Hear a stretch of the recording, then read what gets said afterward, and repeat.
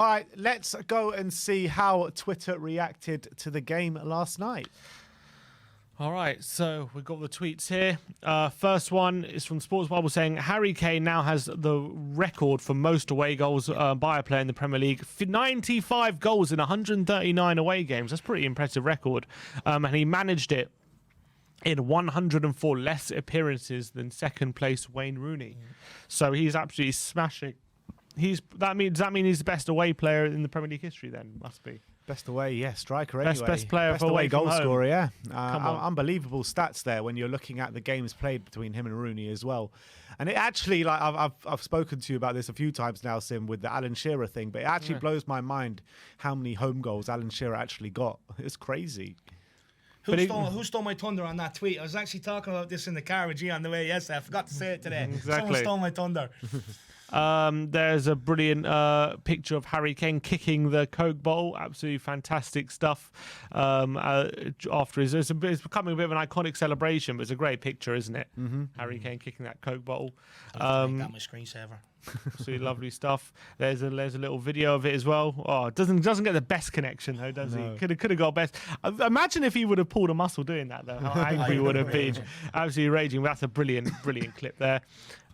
Cody Mack says Kane gave the league a head start by only putting one goal in his first 13 games, and he's somehow joined third highest goal scorer in the league. The man is absolutely inevitable. How could you bet against him is beyond me. There's not many big goal scorers scoring a lot of goals this season in the league. Obviously, you got Salah out on top on 20 goals. But the rest of them are all on like 12, 13. Well, Jota got another one yesterday, didn't he? So he's one of the top. He's on 13. He's on 14 now, is he? Oh, is it 14? I think he's probably on 13. I think it's 13. Let's take a look. Pretty sure he's on 13 now. And then you got, what is Mane up there? Yeah, then Kane and Mane both level on 12, I think it is. Yeah, so I think he's done very well to be where he is. Where is it? Where can I can't find it for some reason.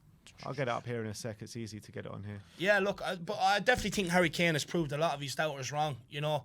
And look, rightly so. You know, I understand people that were pissed off with him, angry with him, and stuff like that. But I think he's taught us a very valuable lesson here. Just because a world-class player, and we can apply this to Son, just because a world-class player is having a dip in form, or maybe not at the peak of his powers, do not give up on them.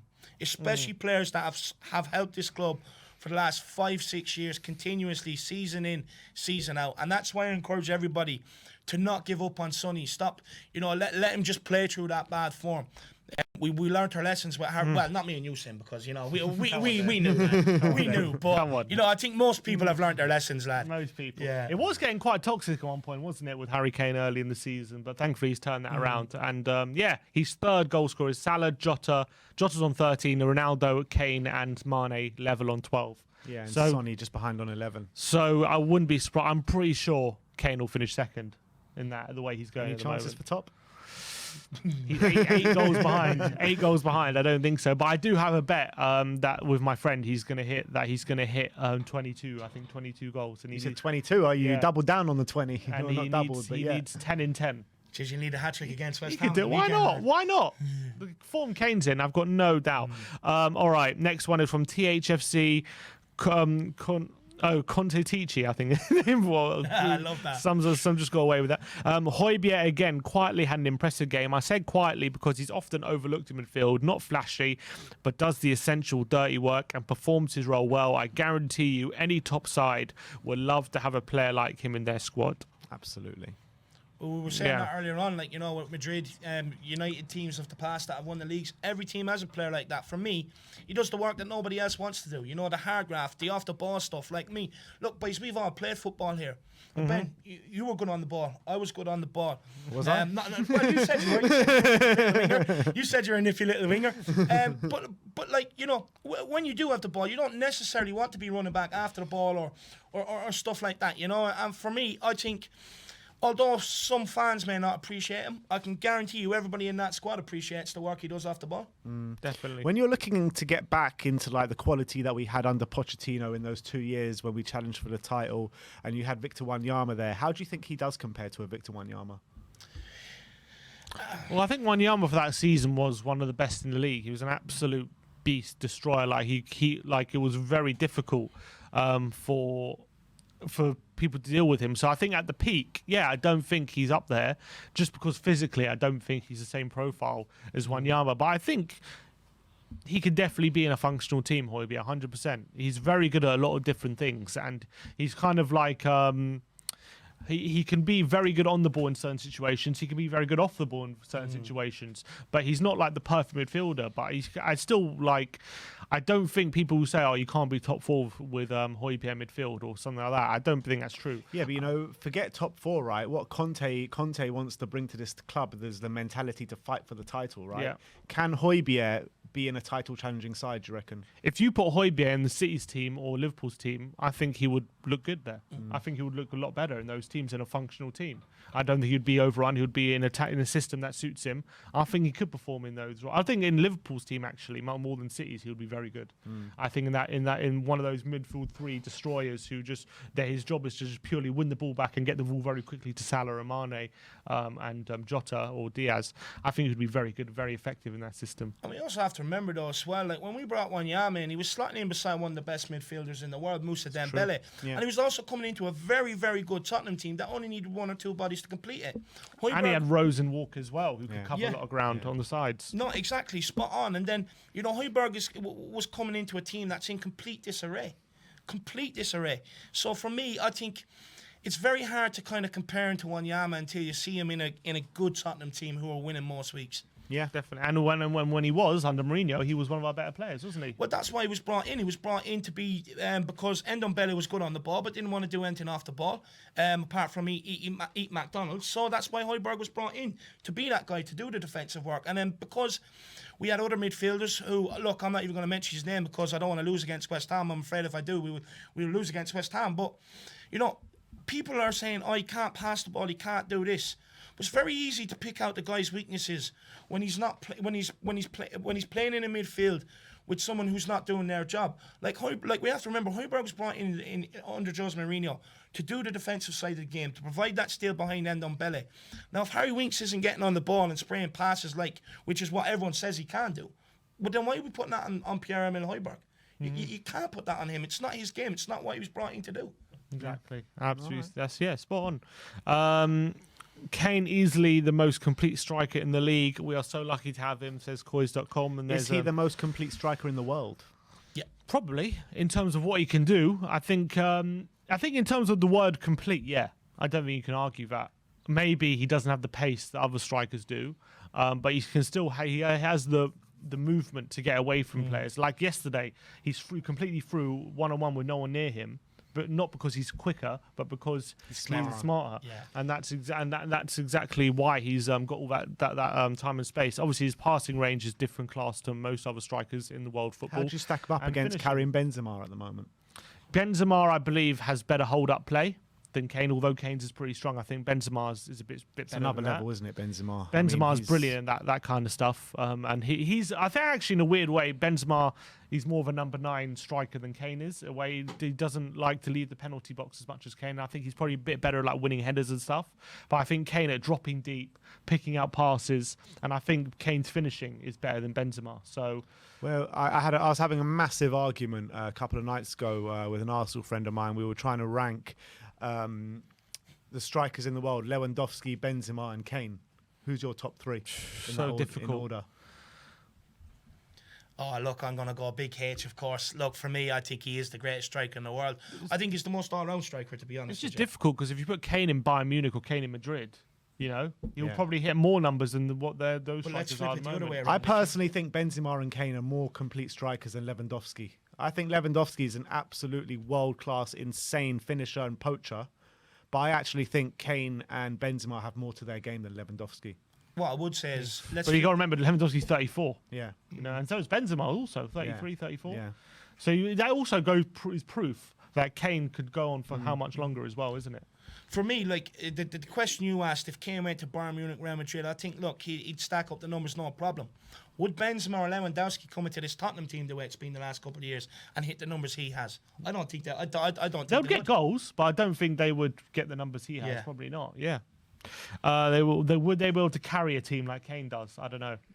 RC says what Kulusevski is doing for Spurs is not normal. We haven't had a signing this impactful in years. Actually, I saw another tweet as well. It says Kulusevski is the first attacking signing since Van der Vaart to hit the ground running. Can you think of another one? Ever like over the last what year are we in 2022? And we signed Van der Vaart in 2010, so the last like 12 years. Well, Bergwijn scored in his debut. Bergwijn, yeah, but dried up pretty quickly. Yeah. Heung-min Son didn't hit the ground running. Although he scored on his debut in the Europa League, he didn't really hit the ground running, did he? Yeah, I mean, Harry Kane, but he wasn't a signing. Yeah, 'cause not many attacking signings have really hit the ground running, have they? Like in over 6-7 games. No. No. I can't No, think you're of any. right. Can't You're think right. of any. Kulu's the... Adebayor, maybe? Was that after? Yeah, it was after Van der Vaart. He kind of scored in his debut and went on a bit of a scored against Liverpool in his first home game. Maybe Adebayor. But not many attacking players, have they? About Crouchy. Crouchy? I don't think he really hit I don't the ground remember running. his start at Spurs, Crouch. Havlichenko definitely didn't. No. Yeah, so I think that he might have a case there. Big L says Chadley. Chadley, he definitely didn't hit the ground running, did he? I can't remember, to be honest. I don't really know. He was took a while. It took him about a season to. Jimmy says Delhi. Dele Alli, yeah, he's probably to be one. fair. Dele Alli, yeah, that's a fair point. All right, next one. Josh, THFC Josh says Hojbjerg has been brilliant again, but you won't hear anything about it because our fans don't like him. Or We've you're just hearing been about waxing it, but- lyrical about Exactly, him. What are you come on. chatting It's all about? about Pierre-Emile Hojbjerg today. I love it. I absolutely love it. Pierre-Emile Hojbjerg Busquets. Exactly. Statman Dave says Dejan Kulusevski has been directly involved in 6 goals in his last 6 Premier League games, 2 goals and 4 assists. He provided Christian Romero's opener. Good stuff there. Let's talk about this. Miguel Delaney says Arteta criticises the schedule with the quick turnaround to the Villa game. Arteta's quoted saying, "Thank you very much to the Premier League. It's not fair what they've done." Yeah, but it's not every day, willy-nilly we can just cancel games, cancel big games like the North London Derby. For one COVID case. Just because you got one COVID case and you got 4 players at the AFCON and sending off in the previous game with Xhaka and a few injuries. And That stuff wasn't like fair that. either. Huh? That wasn't fair either. Exactly. So it's not exactly Arsenal's place and Arteta's place to talk about fair play. I know. Was it fair when we had to travel to Burnley, then go to Leeds and early morning kickoff on the Saturday? Was that fair? I didn't see him say anything about Exactly. Every club has to go through what Arsenal are going through in the fixture pile-up. So I mean, Arteta can go do one. that. Do you know how many seriously. games they've played in the last 11 weeks? You know what I mean? Exactly. 8. Exactly. 8. Do me a favour, And Arteta. he's talking like, we got European fixtures to handle every week. We're still in the cup. Literally They're playing literally one playing game. one game a week. And sometimes they're not playing a game a week. And they're complaining because they got 3 games in the space of a week in late April. Even when they played that midweek game against Wolves, they didn't play that on the weekend. Like they've literally had it so easy, and this isn't even that deep. Playing on at home on a Wednesday, then go travel to Birmingham on the Saturday. That's really not that deep. Yeah.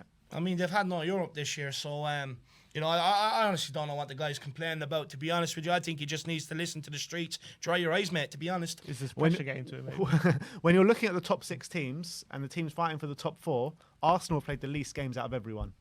So that's what you have By to far, look at. yeah, exactly. They got out early in the FA Cup, didn't they? That's the boys at the end of the game. There's Dyer and Hojbjerg and Lloris all hugging and Son clapping the fans at the end of the game. Very good stuff. That's posted by Lay. just a special mention to Dyer and Luis, actually, who went over to the crowd and gave them a jersey. Yeah, Fair play to and him after the Lucas game, as well, yes, I think, who seems to give it someone in the Brighton crowd. Maybe it was a Tottenham fan in the Brighton really? crowd. I Yeah, didn't but see someone in the Brighton section was holding a Brazil flag. I don't know if it was a Brighton fan or not. 121. So Harry Kane has scored 243 goals in all competitions for Tottenham, netting an equal amount both home and away, with 1 goal in a neutral venue. Symmetry. Wow. Who was the goal in the neutral venue?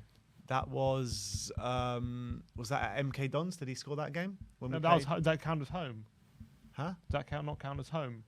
Well, that's the only one I can think of as a neutral venue. Oh, maybe he's talking about where he scored in the FA Cup semi against Chelsea At at Wembley. Maybe. That wasn't a home game, so it must be that one. That's pretty mad. For perfect symmetry there. Yeah. In, for Tottenham goals. Unbelievable. Harry Kane, man. 120 goals each. Paul OK said they've not given that pen because we're 2-0 up and the game was won. Pathetic. I haven't seen a replay of the incident. Yeah, me neither, to be fair. But everyone's saying it was a penalty at the end. Kane got caught. Well, it was right in front of us, wasn't it? And Kane doesn't usually go down like that unless we weren't, and you saw Emerson as well, who was quite close to it, and he was going nuts. So, I mean, to me, on first sighting, it did look like a penalty, but I need to see it again to really see. But this has been a recurrent theme the last couple of games. If you go back to, there was, I can't remember what game it was now, but it was only a game so recently that there was something went on in the penalty area. Sky Sports, no media, didn't show any of the replays, wasn't even checked. But yet, when stuff is given against us, it seems to be checked every single time. Especially even the likes of the old Big Four teams, United, Liverpool, stuff like that. Every single thing gets checked. They sit there and they analyse every single replay to the minute detail. Even the likes of Fraud Sports and stuff like that. But when it comes to Tottenham, you just don't see it. Like, I think it was actually against United. I was sitting there for the next 5-10 minutes. Like, are they ever going to show this replay? You know, just didn't show it. And for me, I think it's absolutely disgusting. For me, that was a penalty all day long on Big H. I was right in the centre. We were more or less in the centre of the goals and I could see it. Penalty all day long, but they didn't give it because they felt sorry for Brighton. But they also know that there's goal difference involved in this top four. You know, so for me, I don't know, you know. I don't know. I think they want to kind of, like you were saying yesterday, guys, about the North London Derby. You think that they're going to wait until, you know, as late as possible, basically. As late as possible to put it in there to try and put as much on it, make as much money off it, and this, that, and the other. And it wouldn't surprise me that if there's something to do with the goal difference going into that as well.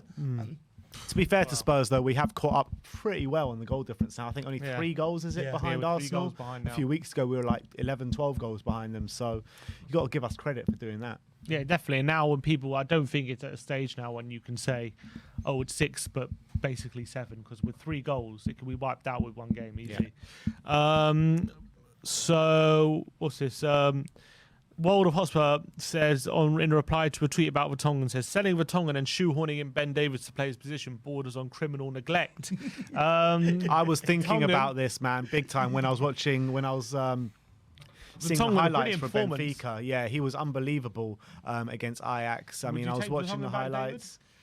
We were only speaking about it the other night. We had a big conversation about it, didn't we? And we both said that he gets into our team now 100%. Yeah. How old is he still now? 33? He's 33, yeah. But he said it himself, though, lads. He said it himself. He came out and said he'd done an interview and he said, "Look, I was still sort of concussed when I was going through that bad spell of form and stuff like that." So I just think, but look, we know our medical department isn't the greatest anyway. Conte has questioned them and criticised them, and maybe this is one they got wrong, you know. I think, maybe our medical department does need question because Mourinho as well was frustrated with him, wasn't he? Does Toby get into this team then? Toby, ahead of Romero, his backup, or at least anyway. I think Vertonghen in the back three could be good. Bentancur versus Brighton. That was obviously his display. Look everywhere. Look at that heat map all over the place. 3 interceptions, 1 assist, 1 tackle, 2 accurate long balls. Very good display. And that is the way to respond to a poor performance. Yeah. That is the way to respond, and credit to him. Hojbjerg on Instagram, my Swedish brother. I thought he was going to say, "Give me a ginger from Sweden." No, look at that. My Swedish brother, him and Hojbjerg seem to be getting on very well. Big up to them. Extra Inch says, lovely job. Spurs from Spurs died really, really solid tonight. Actually solid. Undersells him. He was great. Romero went full Romero. Dreamy stuff from him. He's so good when he glides forward. When he joins the attack. Hojbjerg really good too. And Bentancur much improved second half. Absolutely. And that's, as you're talking about Romero when he joins the attack, and that's something that he's doing more and more, isn't it? And that's really good to see. Yeah. But he got the benefit for it last night. You look at United, he ended up forcing Maguire to put the ball into his own net, because if he didn't make that run against Man United or follow up and he was caught ball watching, Maguire wouldn't have been under that pressure to make that decision. And then yesterday again finds himself in the box. Kulusevski shoots, comes off and goes into the goal. But this is a guy that we've seen keeps breaking forward, and I absolutely love him. I love this guy. He's always in the box, isn't he? Always in both boxes. Do you know what? Sometimes it's you kind of worry sometimes, because you're like, where's Romero? You just see him strolling around up front or back through the midfield, walking backwards. He's an absolute lunatic. I love this guy. I love him. I agree. Kulusevski on Instagram, I say Bomba Kuti. Putting on his Instagram there. I think I don't know if he's angry that Kuti took the goal off him. He looks happy for him though. They look happy for each other. Look at that. I think Kuti went up to him and be like, that was my goal. Yeah. Like, what are you chatting about? And then Romero responding on Instagram just with that as well. Michael Bridge says, Conte making sure every squad member gets a hug, even has time for a few selfies with Brighton fans behind his dugout. He'll be happy with tonight's performance in the end. Job done.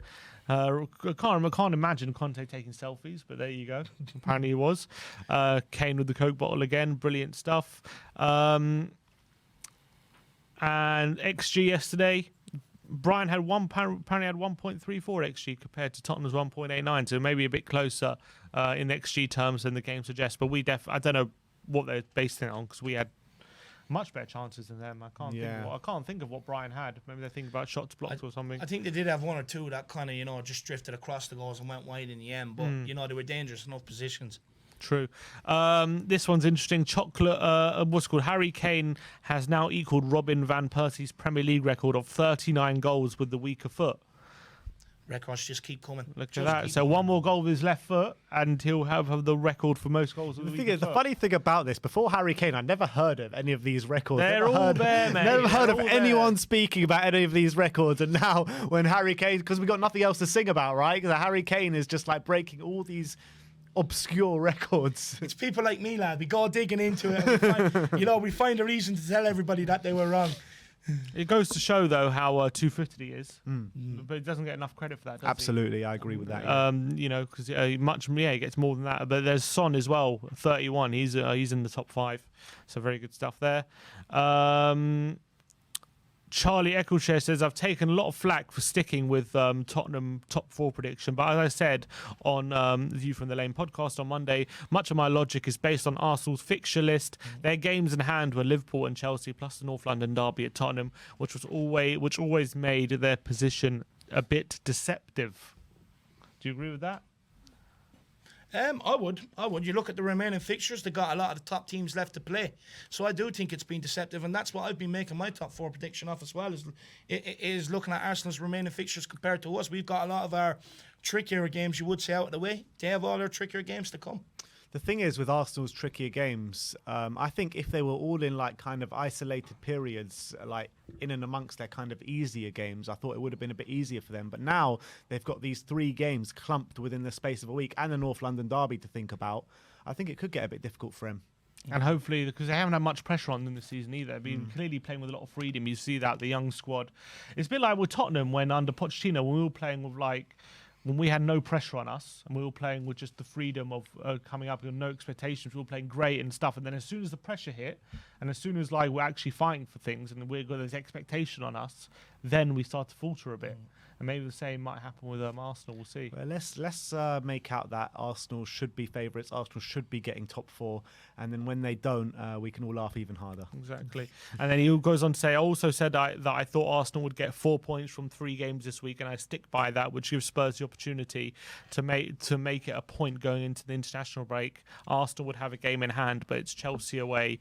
Pictures can change very quickly. So he would say Arsenal need a draw on the weekend for them to have 4 points, and let's hope they do that. EPL Statman says only players to have scored 4+ goals with their right foot and left foot in the Premier League this season. There's Salah, Jota, De Bruyne, Son and Kane, both in there. Kane now a new addition. And then here's someone's predictions going in for top 4 from now to the end of the season. Koscielny saying it's far from over. He's predicting he's saying Tottenham to get 73 points with a draw against West Ham, a loss to Liverpool and winning the rest of them.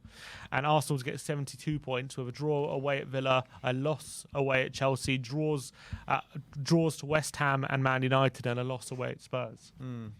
Winning the rest. Well, that means it's all going to come down to that derby then. Pretty much. Yeah. Could make the difference. Yeah, it will. And seeing as how I think we've won every derby at our stadium. So don't say it, man. Don't say it. it. I think top 4 will be 72 points this year. I know. I think it'll be less, but that's the average. But do you think it could be a bit less this year? The average actually 69.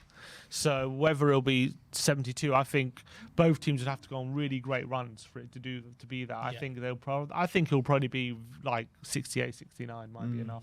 And you've got Man United in there as well. They're out of the Champions League, so whether what they'll do from now to the end of the season as well. But they also got some very hard fixtures. Sonny dropping his first NFT. that's going to be happening. So anyone going to put in a bid for that? You getting on the NFT action? I don't know too much about it, to be honest with you, lad. We're going to release an Irish Hotspur NFT soon. Exactly. I'm telling you, I'm in the middle of looking at all this NFT and stuff like that. But yeah, look, and Dave's hitting the market. Yeah, got any put a cheeky bid? It's probably going to go for 100,000 something. As soon as Harry Kane puts one up, I don't need to do any research. I'm buying it anyway. And then this one from Joel Waithmith says 1 goal from 53 attempts is legit bad, especially for a guy who is otherwise great at finishing. Just stop it. Do you know what he's talking about? Sorry, read that out again. I can't really see it. 1 goal in 53 attempts for Harry Kane is legit bad, especially for a guy who's otherwise great at finishing. Can you predict what he's talking about? Free kicks. Oh, free kicks, obviously. There you go. Obviously. I mean, I was screaming in the stadium last night, don't let Harry take it. Don't let Harry take it. We want Eric Dyer. And even the fans, the whole away end, started singing Eric Dyer's song when the free kick gets taken. And then Harry Kane just goes, step away, Eric. It's 1 goal from 53 direct free kick. And that 1 goal was his first free kick, probably. And there was deflection as well. That was deflection. I think apparently Dyer and Kane had a bit of a tussle over it, apparently. Yeah, I mean, Dyer came over and said he wanted it, and Harry Kane was just like, no, you're not having it. I don't understand, because Dyer's a much better free kick taker than him. But why can't we have Sonny on free kicks? Don't know. Sonny never takes it. Yeah, he never takes it from Sonny. David Ellis just posting a picture of Benjamin just saying utter filth. There you go. Brilliant stuff. That was the tweet from Trevor Lloyd saying, besides Van der Vaart, Kulusevski is the only attacking signing I can remember that has come straight in and made an impact, slotted right into the side. He's so good. Here's Mark Train says 2 weeks ago we played City away 5:30, Burnley away on Wednesday 8 p.m, Leeds away on the Saturday 12:30, and Borough away on the Tuesday, not even the Wednesday, on 7:30. 10 days, 4 games, all away from home. Did Conte moan? No. Message to Arteta there. Exactly. Just grow up, Arteta, man. You've had an easy run. You've had an easy run this season in terms of fixtures, scheduling, and all that. No European football. 1 game a week. Out of the cups in the first round, more or less, in both of them. Grow up, man. His 7 saying, if this was Son, he wouldn't get out of this alive. This was a picture of Kane missing. I'm not sure how he missed that. Yeah. For someone like Harry Kane, he's got to be scoring. If we didn't win yesterday, I mean, everyone would be looking at this. Yeah, everyone definitely. Would be looking at Bad this. miss. He should be scoring that, shouldn't he? And that's it. And then there's the Spurs admin replying to Matt Hayes, saying, what's it called? Matt Hayes replying to a Tottenham tweet saying Silky from Benzico, and then he replied to Rodrigo. And the Tottenham admin replied, has a nice ring to it. There's some nice interaction for you guys. But that's it. That's it for Twitter for today. Oh, actually, there's one more from Bob Spur. Where was it? He said, personally, I think the Coke Bowl made it a big meal, a big meal deal out of it. My £5 on Kane, 22-1 to finish top goal scorer awaits. Let's see what Bob gets from now to the end of the season. Big up to you, Bob. But yeah, that's it for now. All right, so that is how Twitter reacted to the game last night.